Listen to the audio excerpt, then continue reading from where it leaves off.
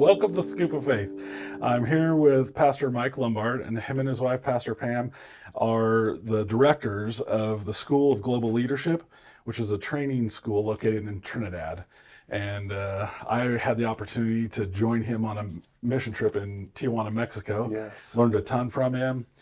He's awesome. It's fun to just see him work, and we had a blast. So we're going to do a little interview today and just get to know him a little more and ask some more specific questions about ministry and mission trips and general Christianity. It's good being with you today. All right, thank you so much. I'm honored to have you here, and it's a little channel, slowly growing, but yeah, no, I'm glad to be able to interview you. So I hear rumors that you come from a pastor, a generation of pastors. Yes. How many generations go back? I'm the third generation. Third.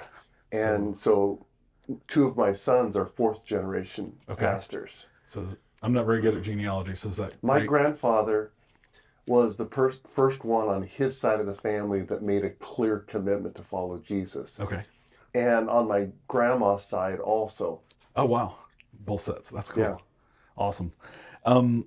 Talking or thinking in that perspective, how has that been a challenge for you, having followed in a generation of footsteps?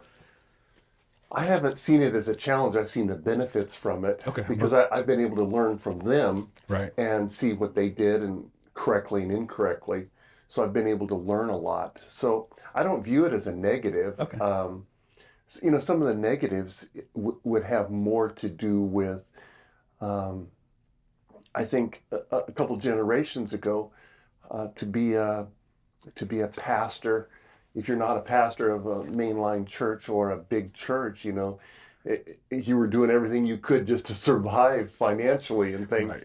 And so my grandmother and grandfather, they lived kind of a rough life in small churches. And All right. Yeah, that was my follow-up question, was how has it helped you? So that's good. well, it's helped me also because, like, my grandfather, he was a real man of God, and he made such a clear move away from where his family was, to really follow God. And as he made this decision, then he really experienced God. He experienced God in power. It wasn't just a religious experience. And so then I was able to talk to him about things to get some understanding, like understanding about prayer and why sometimes does it work and sometimes does it not work, and things. And that was, getting insight from somebody like this. And he would teach. And I remember being a teenager and being in his Bible class, and he'd have maps up, and it's like it came alive. It's like he lived it, Awesome. And so I experienced that kind of a background, and from somebody that just really, he knew God, and you knew it wasn't just a religious experience. That Awesome. made it fun. That's awesome. How did God get your attention on becoming a missionary? Oh, well, see, now you're asking a long question, but let me try. Okay. See, as I've taken this step, my wife and I being missionaries for 13 years, it's caused me to think back on how God develops us, because it's been said that God develops a leader over a lifetime. Right. So I remember when I was a kid, and there was a missionary from Africa that came to our church. And it wasn't a big church, under 100 people, and he came, and the first thing he did is he rolled out a 25-foot snake skin on the altar of the church. And I'm a kid. He had my attention the whole time. So every story he told, these are dramatic stories. I'm a kid going, wow, this is amazing, Yeah. And the next missionary that came through was also from Africa, was a lady. But at that time, I had a paper route. I was delivering newspapers. And I made a pledge back in the day, because I was like 10 years old, 11 years old. I made a commitment to give $5 a month to this missionary. Wow. I mean, That's great. when I look back, I'm thinking that was a lot of money. Yeah. But that started something in me. And then in high school, where my parents pastored, they pastored a church, and the people were really committed to missions. In fact, the first weekend we were there, we were hosting some missionaries and putting some Bibles together in their native language for Africa, and so this was just normal for me, you know. And now, all these years later, we were asked to do something, but it's like God had been putting things in my heart, and I always had a heart for the world. In fact, listen to this one. So my parents got me a map for my wall of my bedroom so I could see the world. Yeah. And as I would go to bed at night and I would say my prayers, I would pray for my relatives because I knew where they lived. All right. And I would pray for them. But I decided that I would do this in sequence. So I would start here and go like this. And then I knew 2 or 3 missionaries, and I would pray for them. And I would pray around the world till I came back to where I was. And I'm a kid. That's awesome. No, I mean, who does that? And so I really think that God was preparing me for a long time. And so to me, it seemed kind of natural. Right. My wife would not say it was quite as natural for her, but for me, I think God developed me a long time ago. Oh, awesome. That's an amazing story. So, talking about Trinidad specifically, what was the hardest thing to adapt to, and what have you done to overcome it? You know, anywhere you go, you adapt to culture, you adapt to language. We thought that it's English speaking, so we won't have to adapt. Right. But we remember our first sermon that we were in the first church service, and this guy was up preaching, and he had his own kind of accent and everything, and told a lot of local stories. When we got to the car, I asked, you know, how much of that did you understand? And we agreed we only understood about 50%, and it was English. So we had to get language. ears to hear and understand. It was kind of a British English, but with a Caribbean, you know, they got some of their own words. So you have to kind of learn wherever you go and learn the culture, the way things are done. Right. The way we would probably say it is, you have to kind of stop thinking like you're from the States. Right. If you think like you're from the States, it takes you longer to adapt. So we read a book that was called, what was it called? It had to do with American baggage and how to deal with it. And so you just realize there's a way we think, and every place in the world doesn't think like that. Right. And so you got to start thinking like people in the country you're going to. And then adapting becomes easy. But I've got hilarious stories of trying to adapt, but yeah. Sure. We share one with us. Sure. Tony. So when I went, I had a cell phone for several years, and quite a few years. And so the first day I was there, I had to go get a cell phone. I noticed everybody had 2 cell phones, 2 cell phone companies, Okay. because if you call on that cell phone, the call is cheaper, that company. Right. And so someone was going to take me to the mall to get a phone. And I said, which one should I get? And they said, well, this company is right inside the door. Just get that. It'll be fine. I said, no problem. And I said, so what do I do? They said, go in, pick out the phone you want, and then just buy it. I said, I can do this, you know. And so this is really, it was a new experience because it's a prepaid phone. Okay. I didn't understand that concept. And so when I bought the phone, I went to pay for it, and they said, now you're going to have to put money on the phone. And I said, how much money should I put on? They said $100. Well, 100 in Trinidadian dollars. Right. And I said, okay. And then, so she hands me the phone in a bag and everything, and here's a slip of paper, and she says, now you have to put this on the phone. But no one explained to me how to do that. And I want you to know, it took me 3 days to figure out how to do that, how to take the code that was on there and put it on the phone. Everybody just assumes you know how, and right. I had to learn it. I felt like a little kid. Well, that's good. All of you watching, I'm making fun of myself here. That's good to make fun of ourselves. Or what makes you come alive or motivates you? The thing that moves my heart these days is God's heart. Mm-hmm. God's heart is for people. That's what moves his heart. Right. And his heart's for the world. If you look in the Bible, those of you that would be people that read a Bible, it's been said if you took missions or God's heart out of the Bible, all you'd have left is the covers. From the beginning to the end, it weaves the story of God's passion. His passion for Genesis 12, it talks about blessing the nations. It talks, as you go through, he's talking about the islands. He's talking about the glory of the Lord will fill the earth. Yeah. This is his passion. It's true. And when you begin to get that, and you're with a group of people from anywhere in the world, and they begin to understand that the King of the universe loves them, it lights me up. Yeah.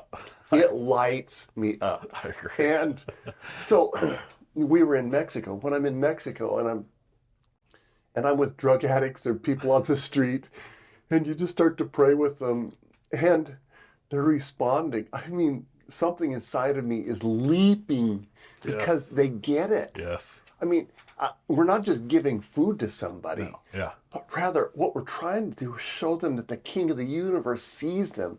My wife would say that, I think it was November 15th, was the first time that the population went over 8 billion people on the planet. So out of over 8 billion people, God sees people. He sees you by name. Yeah. And when people begin to realize God sees them by name and they understand that, suddenly their heart begins to open up to God. Yeah. And it's no longer religion. Right. That's what moves me. That's awesome. See, you're getting me fired up already. That's good. That's good. Yeah, and one of the things I learned from you on the mission trip, you had said once, when we're praying for people, to make sure they realize that they can pray for themselves. Sure. You know, that God hears them too. Sure. That it's not just about us praying for them, but that they can go to the Creator who knows them by name and talk to him. If we have done anything wrong in the church through the years, all the way through, we've kind of made it something which is for the people that are trained. They know how to pray, they know how to communicate with God, they know the right words and all of this. But in reality, God hears the prayers of children. Yeah. He hears the prayers of children. They haven't been trained. No. And he tells us we're supposed to come like a little child. Right. And if that's true, that he can hear the prayers of children, then he can hear the prayers of anybody. Exactly. Because it's the cry of a heart. Yeah. Personally, I think that every Christian needs to go on a mission trip, and more, not just local. I mean, local's great, but get out there a few days somewhere. Not that it has to be international, but that helps to get out of the comfort zone. But I think we need to get completely out of our comfort zone, and I think it helps reset us, for me anyway. I know your son, who's we mentioned, is also a pastor, our pastor of our church, Jordan. He had asked me prior to us going, what are your expectations? And, you know, it hit me. I'm like, oh, well, I don't really know what my expectations are. I'd been on one trip to Venezuela before, out of country, and a lot of local mission trip kind of things. And I just told him, I said, well, to walk with God. But what did that mean? I wasn't walking with God here? It just felt like I was in a rut here, that my daily life was go to work, go home, do the things you got to do, and just not engaging, where I felt going out of my way, where there's nothing else but just serving, that it just completely helped open my eyes. What's your recommendation for Christians on going to mission trips? So I think that wherever we live, we have limited perspective. Now, you're in the Des Moines area. Mm-hmm. So if you count the greater Des Moines area, and I don't know how far, maybe Ames, but 500,000 people. Depends on who does the counting. Right. Okay, so in this 500,000 people, for almost anybody who lives there, there's a very small area that we travel. Right. We travel to and from work, to and from grocery stores and restaurants, gas stations, school if we have kids. And it's a very small area. Right. And even when we go to church, it's generally in that same area. That's true. So what happens with us is we see the world through the eyes of the world that we are in. And what happens when we move outside of our little world is our perspective begins to change. Now, I think we have to cross cultures because I could go to another state and find people that are like me. Right. But if I change my perspective and I cross a culture, I begin to look at the world differently. And if I'm doing this for Jesus, for God, then suddenly I'm beginning to see God through different eyes. Yeah. The truth is, I don't think any of us can wrap our arms around who God really is. He is so big. Yeah. And he is so multifaceted. And we think we got a corner on what God is like, but we only see a little piece of it. Yeah. I began to see that when I was in Africa. And I began to see these people worshiping and having a totally different perspective, even on Scripture. And I came away realizing, look at this God, look at who he is. That's why I like being with people from other churches, other types of backgrounds, because it causes me to look at God in a new way. Yeah. And the more I understand God, the more I understand how much he loves me and cares for me. And I see how he wants to work when I see him working in different settings. Because I begin to think then, if he can do it there, he can do it here. Exactly. And I just think we put God in a box. Yeah. And I want to break him out of the box. Yeah. Now, he's not in the box, but it's really us. Right. And so when we go on trips for ministry, for God, then really we're breaking out of that box and you begin to see a God who's bigger than you ever imagined. Absolutely. So we should go on another trip, right? Right. I'm ready. We talked about it. We're ready. We'd love to go. For those who are on the fence of going on a mission trip, what do you say? Like what would you say the benefits are, or how Okay, let's start the other way. Okay. What people tend to have is objections first. Okay, true. They have objections of cost. They have objections about the unknown and crime, etc. Yeah. Crime's everywhere in the world. Yeah, true. Even here in central Iowa, there's crime. Yeah. I've been in Trinidad, and suddenly on my news feed, things pop up about Iowa and murder, etc. Yeah. So there's crime everywhere. But the unknown of what you're going to do, what it's like, those things are all types of objections. But there's a lot of fear involved. True. So you have to back away from all of those fears and start to look at it with a different perspective and realistically, because wherever I go, whatever community I'm in, I have to trust God with my life. Yeah, that's true. Now, so you're living right here, and although you drive a similar route to work and all of these things, but there's an aspect that the familiarity you become comfortable with, but you're a man of prayer, and you pray for God to protect your wife, your family, and for your possessions. That's all we do when we go to another country. So we learn to trust him in different places. But I think the biggest thing is to really look at the benefits. When I look at the aspect of understanding God and seeing him in a new way, it just really excites me. But when I see God using me in a different culture, that's just phenomenal. How is it possible I can go to another culture, another country? I can go to a country where I don't even speak the language, and yet God could work through me to touch them. Yeah. That's just phenomenal. How does God do that? Now, those of you that are watching, I think that's one of the things you ought to look at. Sure, you have all the objections of why you can't do it, but you need to look at the possibility. Is it possible that God could use you cross-culturally to touch people in a way you've never seen? Sometimes we think, well, I don't even see God using me here. That's okay. Yeah. You begin to see him use you in another culture, it opens up what you can see and what you want to do. Yeah. And I think you have to deal with some of the issues of fear. One thing is just the cost involved, but God's the one in charge. If God is the one who puts a calling and a desire to do it, just let him provide. Yeah, that's true. Let him provide. There's people that would fund your trip. Yeah. That's absolutely true. I definitely have the same feeling of, I felt like God used me on the trip to Mexico. Sure. I mean, and it helped me continue that on here. Sure. So, yeah, that's absolutely right. You and your wife being outside of our local society, I just want to ask you, would the same approach you're using locally in Trinidad be similar to what we would use here to witness to people, or do we need to shift? Well, it's how you view the world. Okay. Because missionaries look at the world differently. A missionary that would come to the Des Moines area, they don't look at pastoring a church, but they look at a community. God, how do you want to reach this community? Right. So if I could give you an example. Perfect. Yeah. So the church last week gave out food boxes to like 130 families. Okay.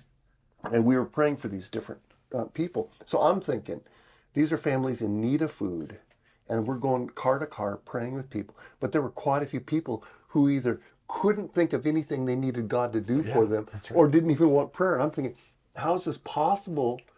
You have enough of a need that you're wanting supplemental food. There Right. ought to be something that you could ask God for.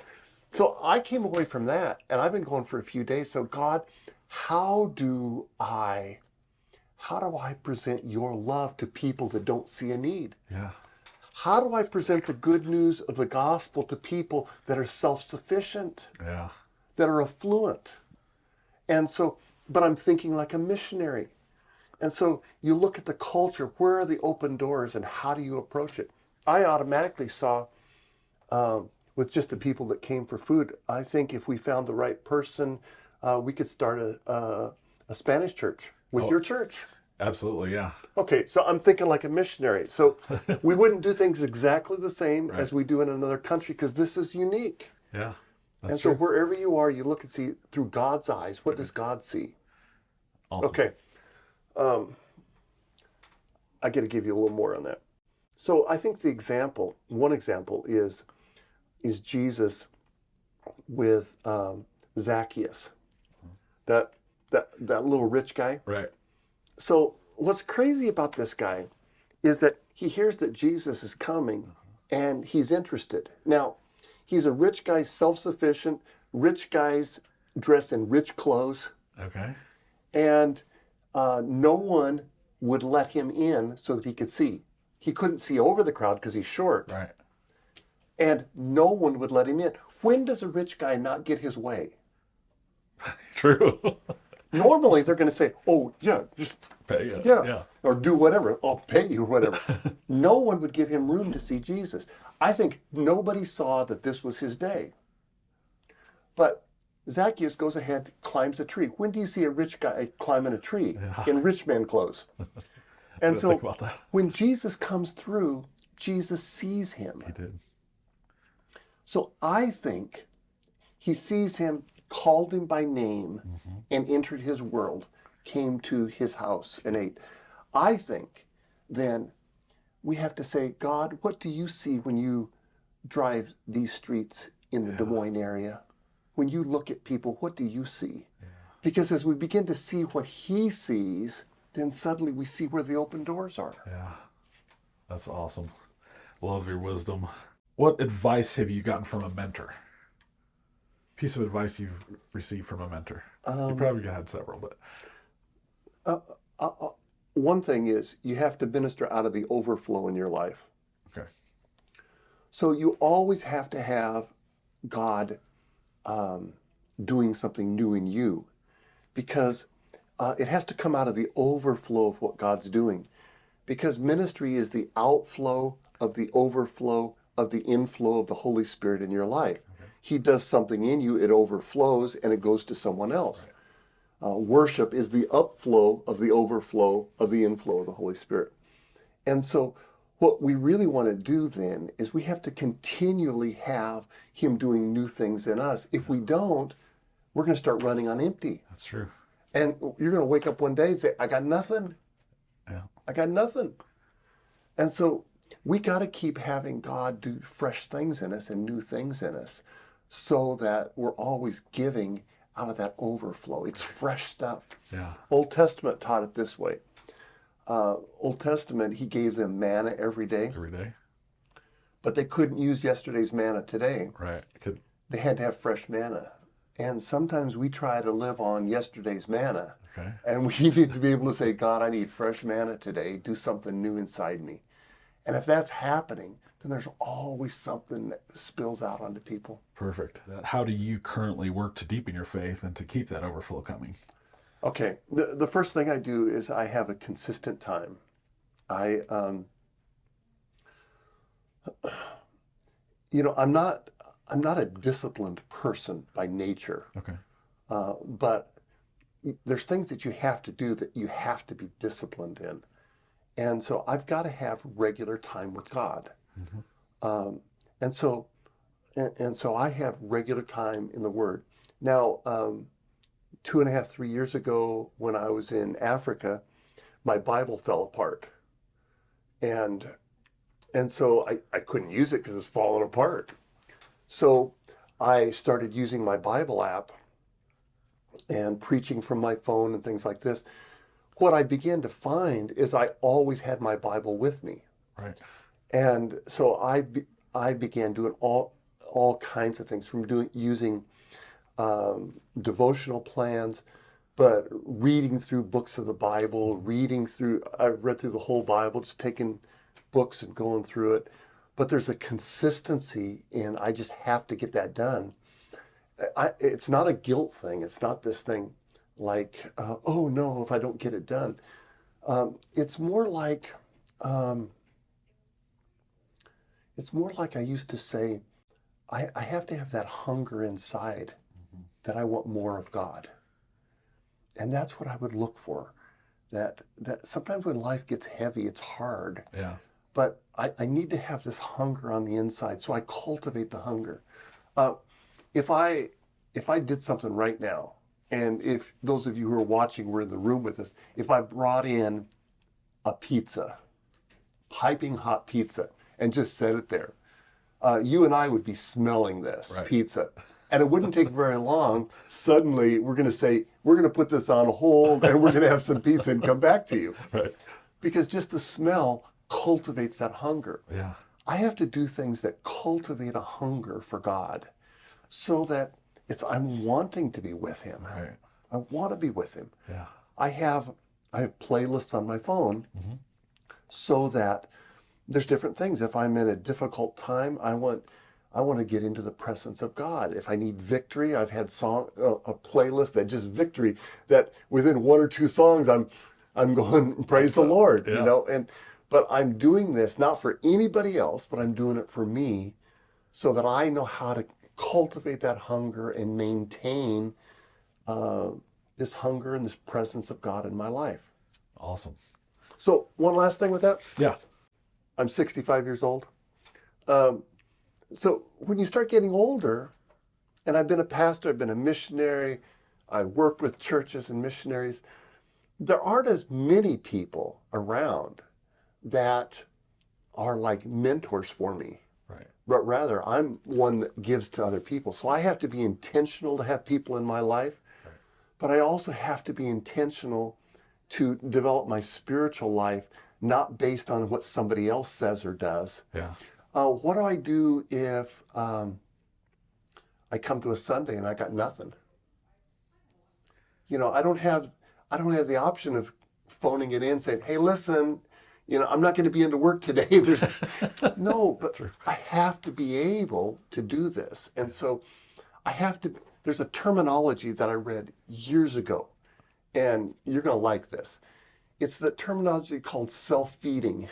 Okay. And you learn to feed yourself spiritually instead of waiting for somebody else to feed you. Okay. So like in church, we usually say, we're usually looking for the pastor to teach us so we're fed spiritually. I don't go to church to be fed, because I ought to be feeding myself all week long.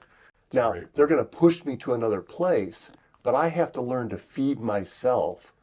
Yeah. And I'm the one responsible for that. So I don't want to be a person that says, "I'm not getting fed here." It's not the responsibility. Right. It's your responsibility. You're a child of God. That is exactly right. I think a lot of our Christian culture here has forgotten that, or is relying on the church to feed them instead of... But you see, then we have so many Christians, and I'm certain nobody who's watching right now, but Right. But we have a lot of Christians who don't feed themselves all week long, and so by the end of the week, they're just dragging themselves spiritually along, Right. and they got to get something from service. Yeah. However, if you're feeding yourself all week long, then when you get to Sunday, it's just taking you to another level. Icing on the cake. Do you have any funny missionary stories? What? Just funny missionary stories, something that happened that just was hilarious. Oh, yes. There's a lot of stories. Years ago, we were living in Arizona, and so we would cross the border there, and we'd help missionaries. We didn't speak Spanish, just a few words to get by, Right.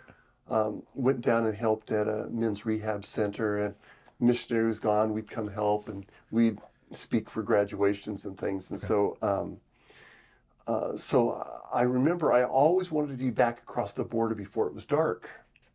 I didn't want to drive in Mexico in the dark, And so I had as many as 6 checkpoints Whoa. to get across and to come back, including the U.S. checkpoint. Okay. And the toughest checkpoint for me was always coming back into the U.S. Right. They were always convinced I had gone where I went to get drugs. Now, unless my wife was with me. So I worked really diligently to get back across the border. And I remember this day that we're praying, my translator and I were praying for everybody, and we're probably halfway through. And I just lift up my hand. I just want to find out how many more people do we have to pray with before I can leave and go across the border. There's this guy that understands some English. He looked around and he says, all of us. And we had to start over. Praying for everybody again.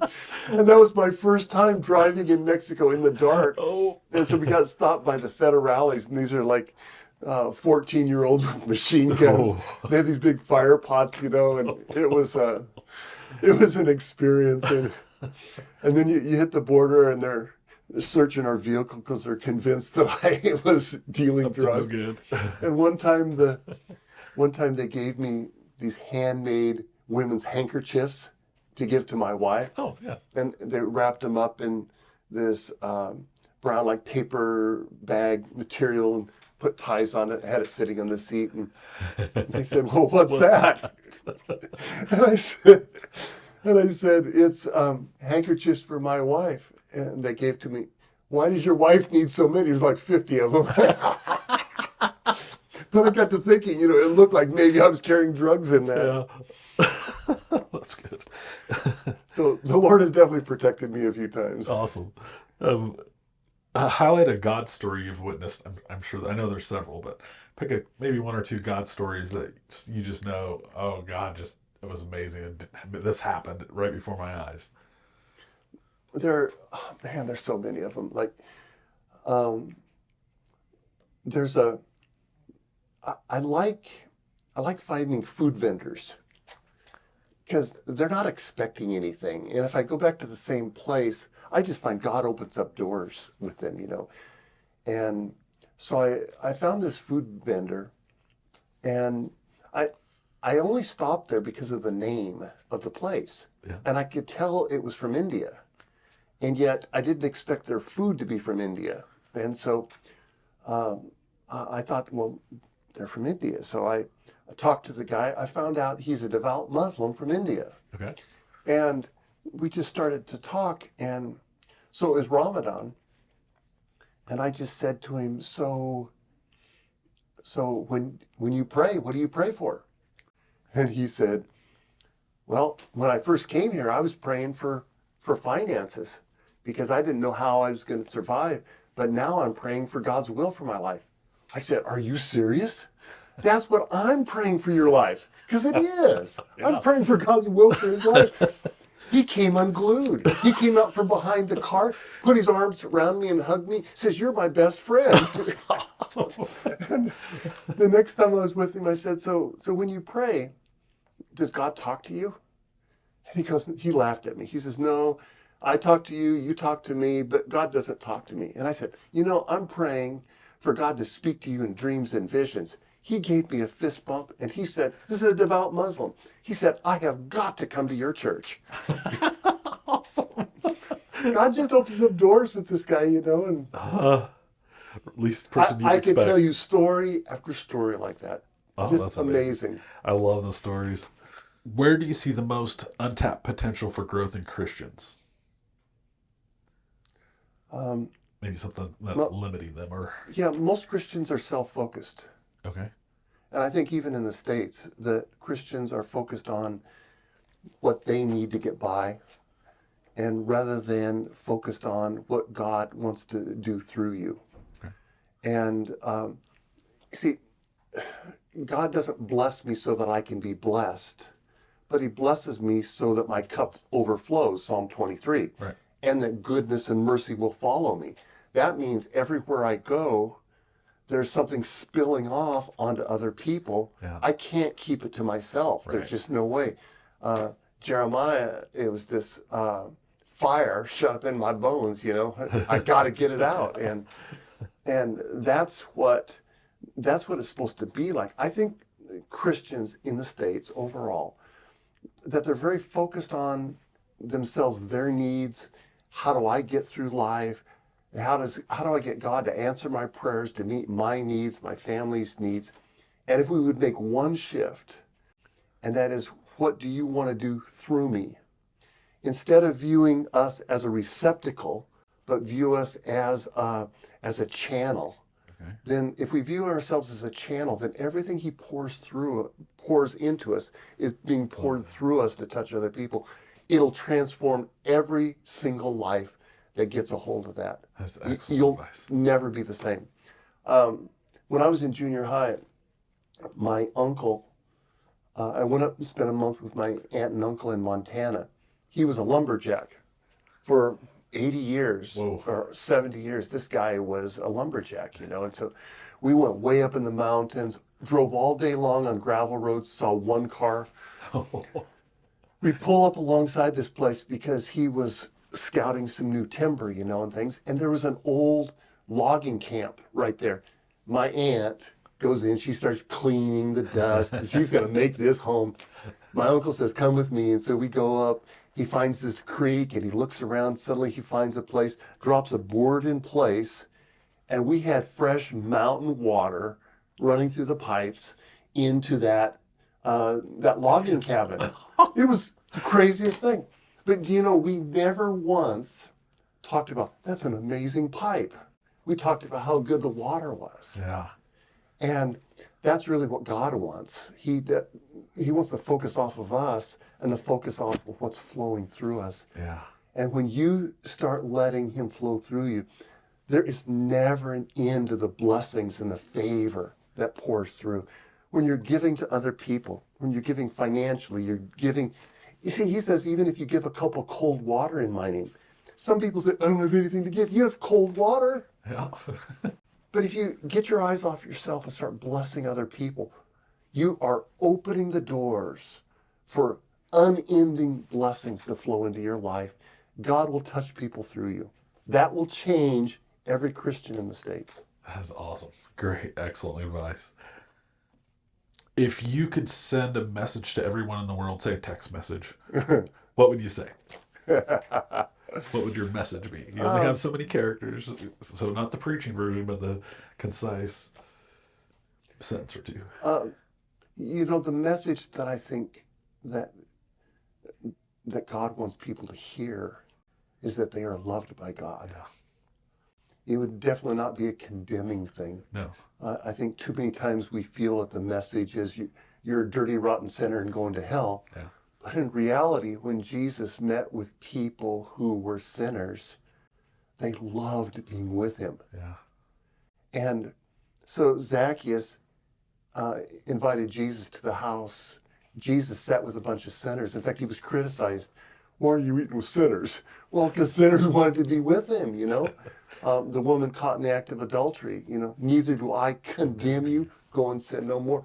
God is this God of love, opening up possibilities, but go and sin no more. Right. Opening up a new way of living and a new possibility. That's what God wants to do. When people experience the love of God, then they view things differently. The woman at the well, she had been married 5 times and was shacking up with a guy. Right. Now, she was getting water at noon. The normal time to get water is in the morning. She's by herself. She's the only one there. Yeah. She couldn't go out with the other women. She was an outcast. She is, sure. And she is the one that the mothers talked about, warned their kids, Yeah. stay away from that woman. So Jesus is talking to her. And suddenly she begins to realize that this is different. When he's talking about living water, he's talking about something you'll never thirst again. She's going, come on, I've never had anything like this. And are you the Messiah? And she goes running into town. Now this is this woman, married 5 times, shacking up with a guy. And she said, listen, could this be the one? Yeah. And the men in the town come out. Yeah. And out of that, over the next couple days, most of the town responds to God. That's an amazing story. Now, so Jesus didn't condemn her. Like, is it a good thing that she said, he told me everything I've ever done? That's good? What she was really saying, Right. He told me everything I've ever done, but I wasn't condemned. Oh, He yeah. showed me hope. That's exactly right. Text message to the world is you are loved by the creator of the universe. He loves you. Perfect. Do you have a favorite Bible story Oh, God. that you can isolate to one? Oh. So we did choose from. Yeah, there really are. Okay, for this moment, Okay, because this moment. don't hold me to this being my favorite of all time. Okay. I like 2 Kings 4, I believe it is, Okay. where the woman, her husband had died, and he apparently was a godly man, maybe son of the prophets or something like that, and but he had died, and the woman has no money, and there's bills, and so the bill collectors are going to take the sons to pay off the debt. Now, if we understand the story right, that the man of God asks, what do you have? And she says, we don't have anything, just a little bit of oil. I think it's a correct view that she has probably sold everything in the house Yeah. and given everything to these debts, and there's still more. So she says, I just have a little bit of oil. He doesn't say, oh, I wish he had a little bit more than just that. It didn't matter what she had. Whatever she had was what God was going to use. Because there was another widow, all I have is a little oil and a little flour to make our last meal. Yeah. To another person, all I have is a stick in my hand. To another person, it was just 5 loaves and a few fish. Yeah. It doesn't matter. But we look for miracles to come from somewhere. But I think the miracles really come from in the house. And I think that's the powerful story of 2 Kings 4. What do you have in your house? And we say, I got nothing. But whatever you have, when you turn it and begin to give it to God, then God's going to use that to produce the miracle. Right. It doesn't take much. All I got's a stick in my hand. All I got is this. That's fine. Let God begin to use that to produce the miracle. Give it to him. Whatever you have today, give it to the Lord. Let him use it, and the miracles will flow. Awesome. Great story. If you could tell your younger 20 or 30-year-old self something, what would you say? Wow.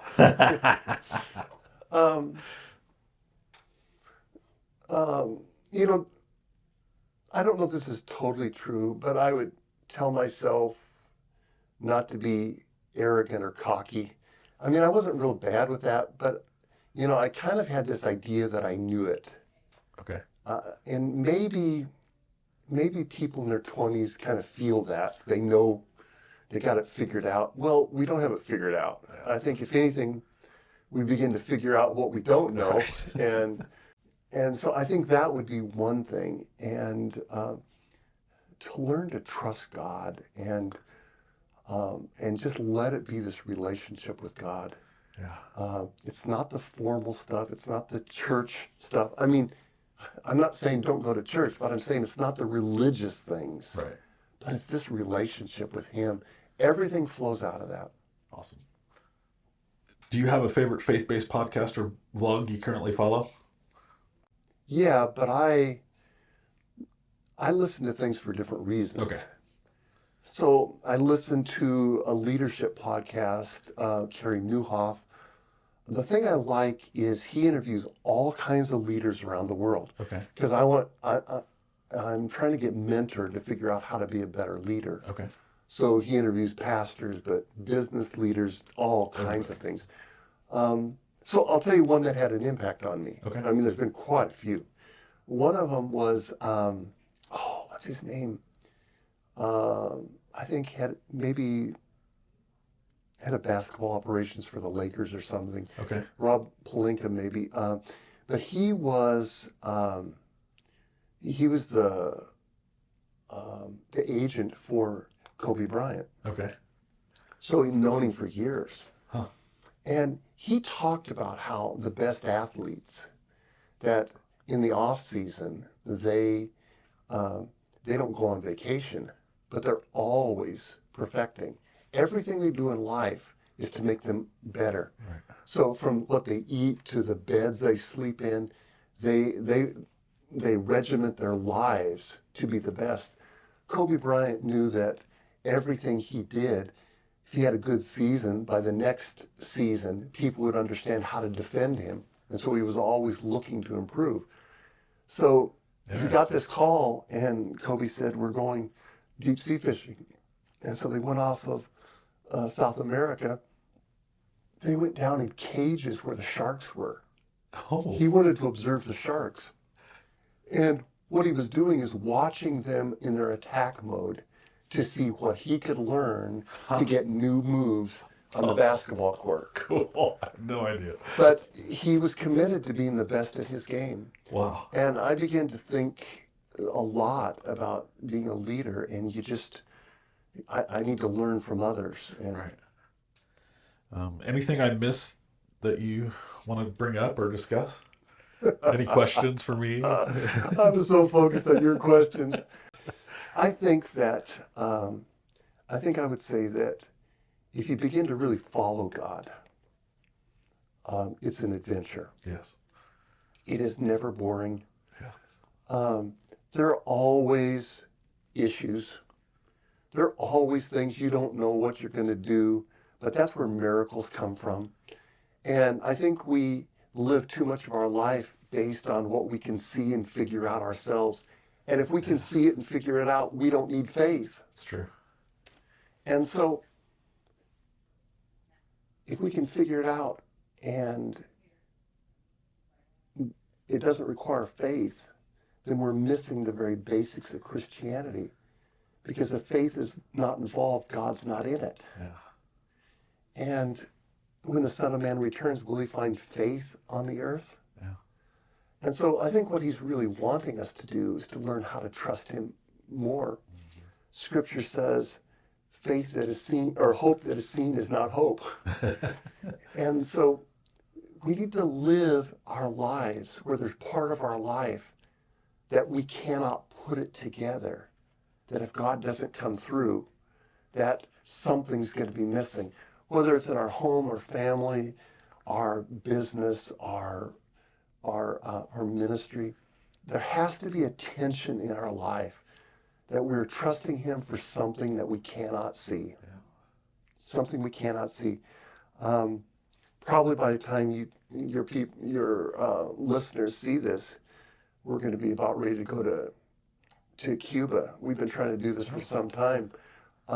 We don't even know where the money's coming from for this, and Cuba's in a really difficult place. Probably taking our own toilet paper, maybe some of our own food with us, because they don't have it in the stores. Huh. But now the religious visa has come through, and we're going to try to see if there's possibility of taking teams there later. Oh yeah. And so we have no idea how this is happening, and so it's just a walk of faith. Yeah. Walking on water. So I think that's where we need to live. We need to live that tension of learning to trust him with everything, learning to walk this walk that we cannot see every detail in front of us. He says he'll make crooked paths straight. He'll give light to our path in front of us, our footsteps. Not the whole road, just right in front of us. Good point. And that's to teach us to trust him. Yeah. Anything you're promoting, or any way people can look you up to do what you do to train under you, or Anything you'd like people to know about that? And thank Yeah, you so much again for this has been This fun. There's two, is so there's much two good things we stuff. do. We teach people how to have God's heart for the lost and God's heart for the world. And so we're missionaries, and so we're really kind of training people to be missionaries. So two parts of it is there's an academic part, because you're learning the why behind everything we do. So you went on a missions trip. The academic in the books teaches you the why behind the things we do. Okay. And then the trip, the missions part of it, then that's putting it into practice. Right. So we take those two things and put them together. And so because of COVID and things, we've been able to do a lot of the missions academics online and book studies online, and then take people on missions trips. I don't want to take people on a 1 week trip, but we want to take them on 4 to 6 weeks. Yeah. Because 4 to 6 weeks, you're starting to, you have to adjust to a culture and living there, and you're not going to say, I'm going to be home in a couple days. And so you got to learn to adapt and learn to trust God in what you're doing. And then once you begin to see God doing that, then you realize I can do this and that God can use me. Perfect. Thanks again. Thank you so much. I've really enjoyed this. It's fun being together. Thank you for inviting me.